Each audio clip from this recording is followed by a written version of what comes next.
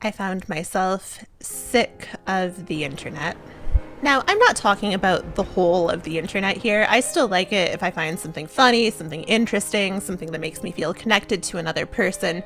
No, when I talk about being sick of the internet, what I'm talking about is a very particular trend followed by trend analysis, churn of content where trend arises, everyone talks about it for a while, it's the big thing for about a week, and then everyone forgets about it.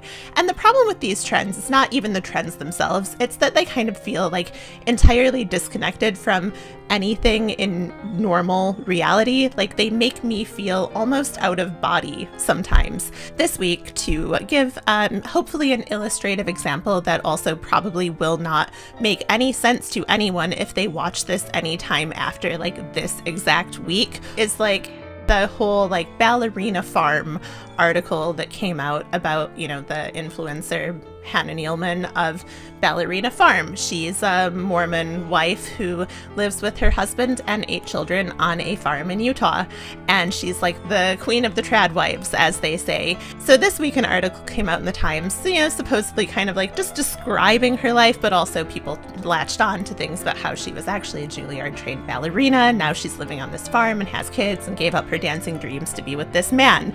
And so first, like, people are kind of freaking out about, oh my God, she's so oppressed. Like, she gave up her whole life for him. How terrible. And then people kind of like come on the other side and they're like, but she chose this life. She's really happy. Or she chose this life, and so we shouldn't have sympathy for her, even if she is oppressed, because she's probably a conservative. And I'm just like, well, I don't know. I don't really have that much of an opinion on it. And the thing is, like, I've never engaged with any tradwife content before, nor do I really want to.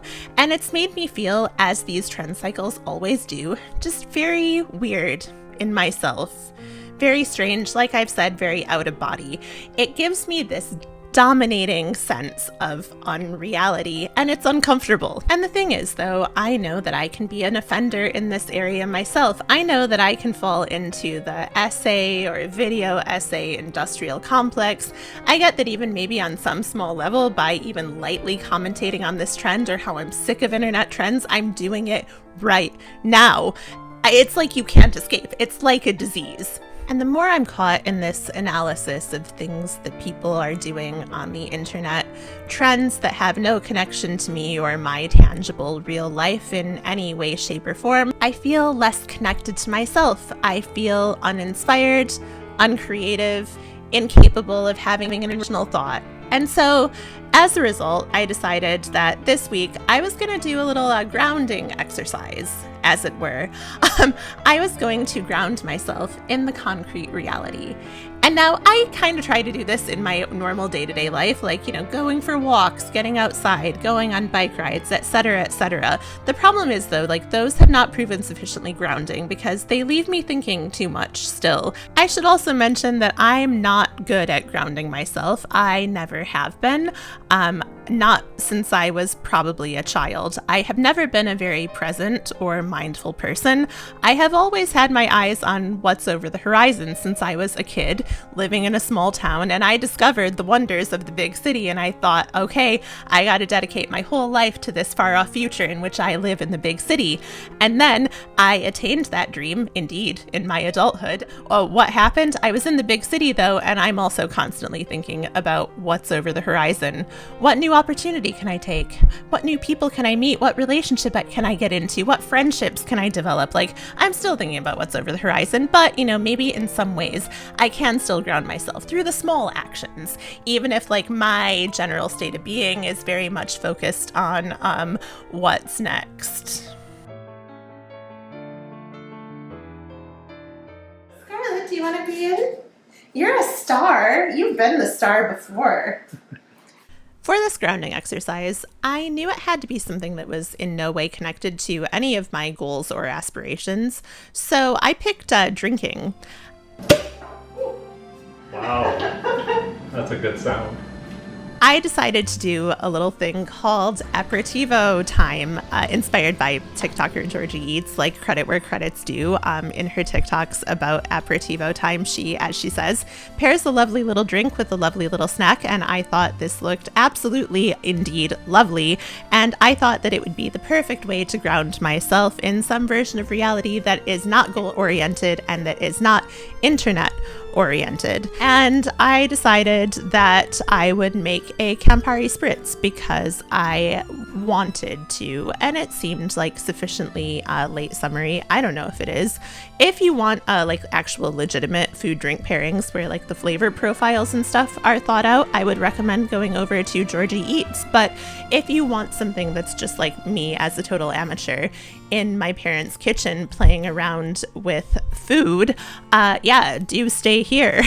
And also, I should comment that I understand the irony of doing this as a grounding exercise while simultaneously filming it to post on the internet, and also commentating on the process, but I guess it's like once an essayist, always an essayist, maybe even if it's ruining my life.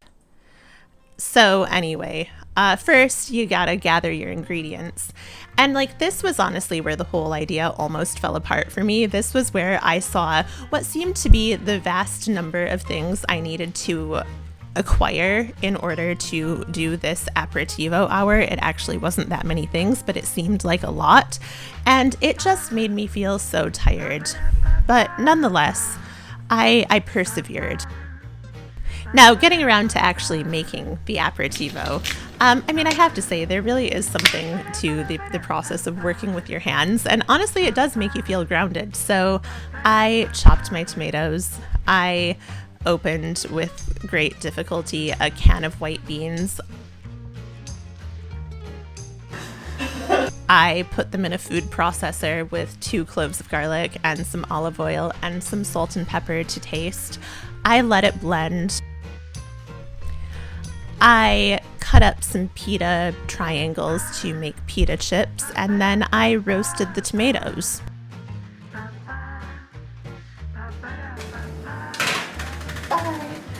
It was starting to look really lovely, actually. I was very much enjoying the process. Like, wow, who knew that making a little aperitivo, and like also keep in mind that like the beauty of this aperitivo was it's not like making dinner, because dinner can feel like a requirement. Dinner can feel like an obligation. Aperitivo is about pleasure, and that was very important. And so it all came out quite well. I finished it.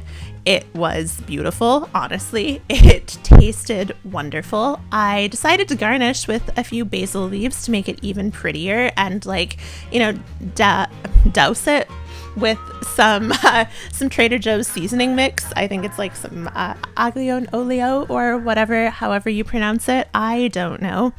And then I also decided, you know, might as well like wear something nice for the whole experience. So I put on a little dress, a lovely little dress, to serve my lovely little drink with my lovely little snack. And also, let's not forget the Campari spritz, the real showstopper. Got Aldi's finest. You know, it's 1 part Campari to like 3 parts Prosecco, the recipe says, but I don't know. I did measure. I measured a shot of Campari, and then I just like filled the rest of the thing with Prosecco. The rest of the glass, whatever. And yeah, I know you're supposed to also add like soda water or something. I decided to forgo that because the local Aldi did not seem to have any soda water, and also I decided to just like, let's go full alcohol here. We're choosing drinking as our diversion. Let's just make it as alcoholic as possible. I enjoyed it, as did my parents. Anyway, so I set up the space, I served the food and the drinks, and I sat out with my parents, and you know what? For the time that this took, I did not think about the internet even once.